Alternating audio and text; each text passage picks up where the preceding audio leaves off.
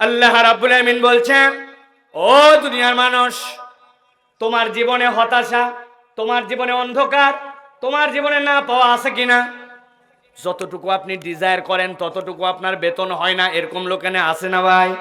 যা জমি জমা আছে তা দিয়ে ঠিক মতো চলে না, আছে না ভাই? কয় আমার জীবনটা অন্ধকার অন্ধকার, আমার জীবনে কোনো রকম আলো নাই, বলে না? যুবকদের এখন হতাশা, জর্জরিত তাদের জীবন। আল্লাহ বলছেন, কোরআনের কাছে তোমরা আসছো, এই কোরআন শুনলে যে তোমার লাভ আছে হৃদয় দিয়ে একটু অনুভব করো। আমি আল্লাহ এই কোরআন দিয়ে তোমাকে চার্জ দিয়ে দিব। সুবহানাল্লাহ। কোরআনের চার্জ আপনার জন্য আল্লাহর পক্ষ থেকে নিয়ামত। আল্লাহর যত পয়গম্বর, এই পয়গম্বরদের দুইটা গ্রেড, একজন নবী আর একজন রসুল। নবী কাকে বলা হয়?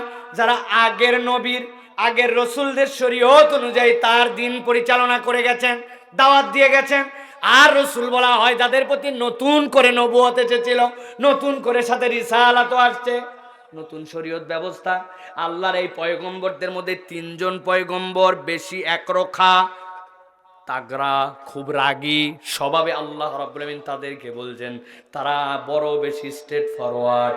এর এক নম্বর মুসা আলাইহিস সালাম, দুই নম্বর জাকারিয়া আলাইহিস সালাম, আর তিন নম্বর হচ্ছে আল্লাহর পয়গম্বর ইউনুস আলাইহিস সালাম। নাম মনে থাকবে?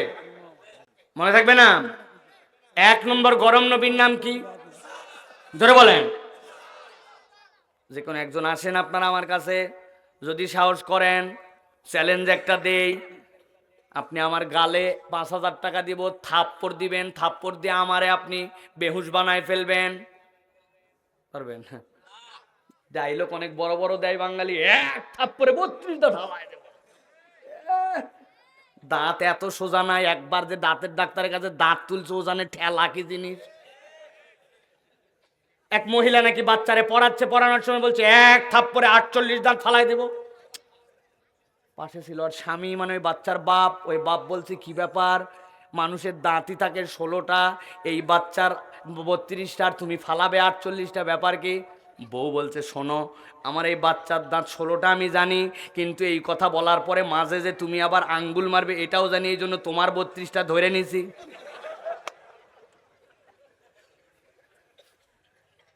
বিশ্ব থাপ্পড় প্রতিযোগিতা হয়, ইউটিউবে দেখবেন। হাতের মধ্যে পাউডার লাগায় আর ঠাস, শোয়েব আক্তারের যেরকম গতি মাপে ওই রকম, আর থাপ্পড়ের ওয়েট মাপে 182 কেজি। ওরে বাবা! এরপরে ও খানিকক্ষণ মাথা চাঙ্গা দিয়ে উঠে, উঠার পরে ওই আবার ঠাস দেখ, ওটা 200 কেজি। দুইজন থাপড়া থাপড়ি চলেই, দেখছে নাকি ভাই? আমি হঠাৎ করে একদিন দেখি তো মাথায় খারাপ, ফিগার টিগার এরকম, এত থাপ্পড় দিয়ে একজন আর একজনকে মেরে ফেলতে পারে না। আর হযরতে মুসা আলাইহিস সালাম, ফেরাউনের বাবুর্চি একটা, উনার বংশের লোক, যে ওই বংশের লোককে বলছে এক্ষুনি এই কাজ যত থাক ফেলে দিয়ে খড়ি নিয়ে রান্না করে পৌঁছায় তারপরে যাবি। ওই লোক বলছে ভাই আমার আরো কাজ আছে। তোমার তো আরো অনেক লোক আছে, আমারে বলা লাগবে কেন? এক কথা দুই কথা, হযরতে মুসা আলাইহিস সালাম কিপ্তিদের মধ্যে থেকে, উনি তো ফেরাউনের মধ্যে থেকে নাই। ফেরাউন একটা কাজে গেছে 40 দিন বাইরে, মুসা আলাইহিস সালামকে বাড়িতে রেখে গেছে। মুসা আলাইহিস সালাম কিছু বলেন না, আরবিতে বলে কেজা, দুই ধরনের, একটা বুকে মার আর একটা পিঠে মার। এরকম করে গেলে একটা ধাক্কা দিয়ে বলছে সাইড হ, বুকে লাগার সাথে সাথে কেলায় পড়ে মরে গেছে। আপনি কল্পনা করছেন হাতের কি জোর হওয়া লাগবে? সুবহানাল্লাহ বলে। মুসা আলাইহিস সালাম, আরেকজন নবী জাকারিয়া আলাইহিস সালাম, আরেকজন নবী হচ্ছে ইউনূস। রাগ, যা বলছেন তাই।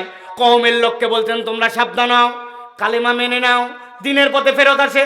কে শুনে কার কথা? না হলে দেখো এই যে আসমান কিন্তু এখন ঢেকে আসতেছে, এক্ষুনি গজব আসবে, সব শেষ হয়ে যাবে।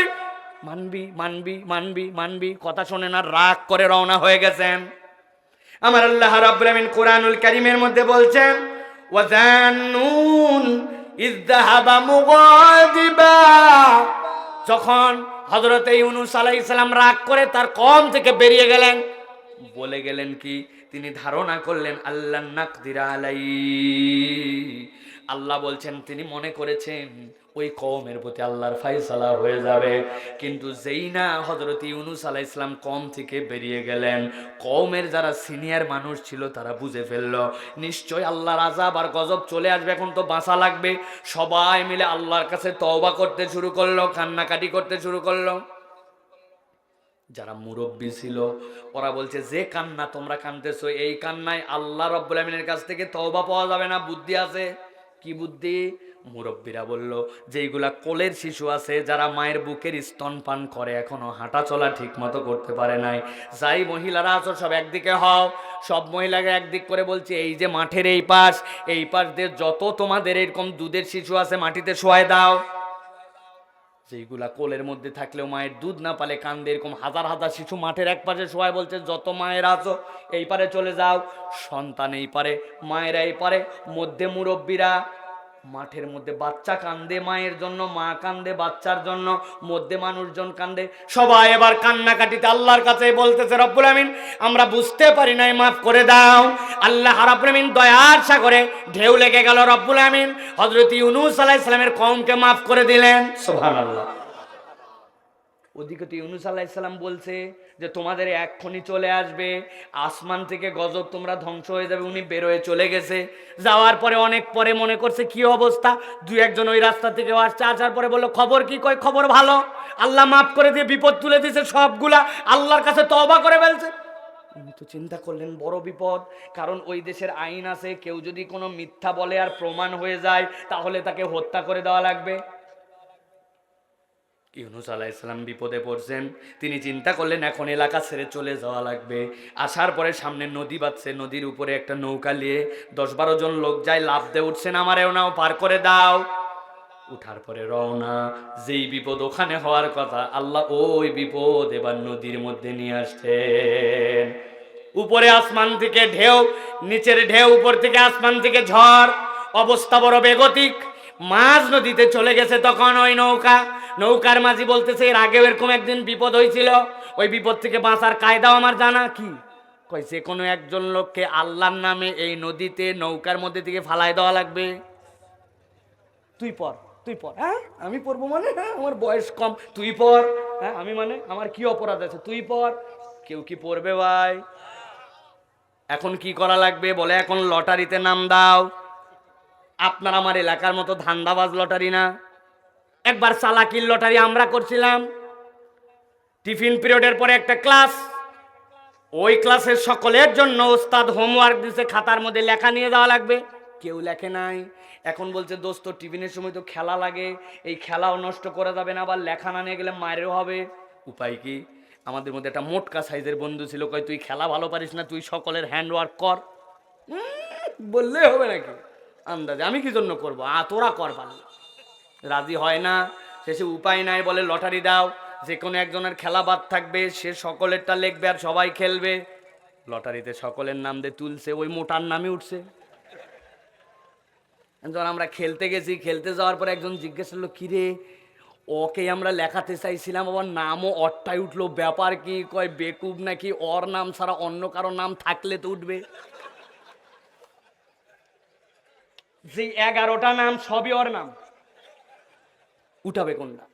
এখন ইউনূস আলাইহিস সালাম তো যাচ্ছেন, এখানে তো আর ওই সুযোগ নাই তুই পর কেউ পড়ে না, সবার নাম লিখে দাও, যে যার নাম লিখে জমা দাও। একজনের দায়িত্ব দেয় নাই। নাম তুলতে দেরি, ইউনূস আলাইহিস সালামের নাম আসতে দেরি নাই। লোকজন 4 হাত ধরে ফাঁকে দিছে নদীর মধ্যে। আল্লাহ রাব্বুল আমিন কোরআনুল কারীমের মধ্যে বলছেন وَذَنُّونَ إِذْ ذَهَبَ مُغَاضِبًا فَظَنَّ أَن لَّن نَّقْدِرَ عَلَيْهِ فَنَادَى فِي الظُّلُمَاتِ أَن لَّا إِلَٰهَ إِلَّا أَنتَ سُبْحَانَكَ إِنِّي كُنتُ مِنَ الظَّالِمِينَ আল্লাহু আকবার। আমার আল্লাহ বলছেন ইউনূসের থেকে বড় জুলুমাতের মধ্যে কেউ পড়ে নাই। জুলুমাতের ব্যাখ্যা তাফসীর ইবনে আশুরের ভিতরে, তাফসীরে তাবারির ভিতরে শেখ উসাইমিন রাহমাতুল্লাহি আলাইহি তাফসীরুল কোরআনুল কারীমের ভিতরে বলছেন তার উপরে 4টা অন্ধকার। কয়টা? এক নম্বর, আসমান ঢেকে আসছে, সূর্য অস্তমিত হয়ে গেছে ঝড়ের কারণে। 2 নম্বর, পানির মধ্যে ফেলে দিয়েছে, পানির ভিতরে এক অন্ধকার। 3 নম্বরে, মাছ গিলে ফেলছে, মাছের পেটের এক অন্ধকার। 4 নম্বর, নিয়ে চলে গেছে নিচ পর্যন্ত। চিন্তা দুশ্চিন্তা আর তাকে হত্যা করে ফেলবে মিথ্যা কথা বলার কারণে। এই অন্ধকারেও তার অন্তরটা তখন জর্জরিত। আল্লাহ বলছেন ওই পানির ভিতরে থেকে মহা বিপদে থাকা অবস্থায় আমার পয়গম্বর আমার কাছে ডাক দিয়েছে একটা চিৎকার করে, আল্লাহ ইলাহা ইল্লা আপনি ছাড়া প্রকৃত সত্য ইলাহা নাই, সুবহানাক আমি আপনার পবিত্রতা ঘোষণা করছি, কুনতু মিনাজ জালিমিন নিশ্চয় আমি অত্যাচারীদের অন্তর্ভুক্ত হয়ে গেছি। আমার আল্লাহ বলছেন এই আবেদনটা এত মধুর, এত মধুর, আমি আল্লাহ আমার পয়গম্বরের ডাকে সাড়া দিতে এক মুহূর্ত দেরি করি না। আমার আল্লাহ রাব্বুল আলামিন সাথে সাথে উত্তর দিচ্ছেন, ফাস্তাজাবনা লাহু ওয়া নাজ্জাইনাহু মিনাল গাম্মি ওয়া কাযালিকা নুজিল মুমিনিন।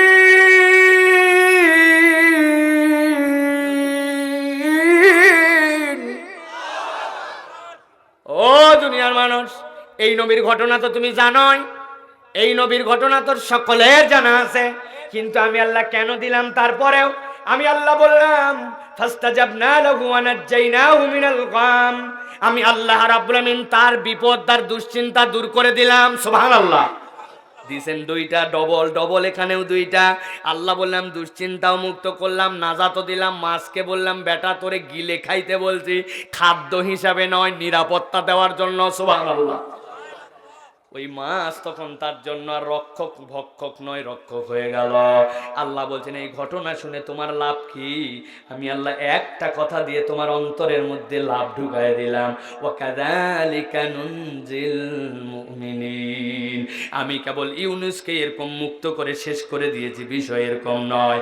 কিয়ামত পর্যন্ত তোমার উপরে যত জুলুমাত, যত বিপদ, যত অন্ধকার তোমার জীবনে আসুক না কেন, তুমি যদি ইলাহ হিসাবে আল্লাহকে একবার ডাকার মতো ডাকতে পারো, কিয়ামত পর্যন্ত আমার বান্দাকে আমি আল্লাহ মুমিন হিসাবে মুক্তি দিতেই থাকবো, দিতেই থাকবো। তাহলে কোরআন আপনার আমার জন্য মুক্তির পাথেয়, ঠিক কিনা? এবার উত্তর দিতে হবে, জান খুলে বলেন তো যে এই কোরআন শোনার জন্য আছেন, লাভ আছে না নাই? লাভ আছে না নাই? কম না বেশি? বুঝে না না বুঝে? এইবার মোটামুটি একটা বুঝ আসছে, ঠিক না ভাই? এই বুঝাতে চেয়েও 1 ঘন্টা লেগে গেল।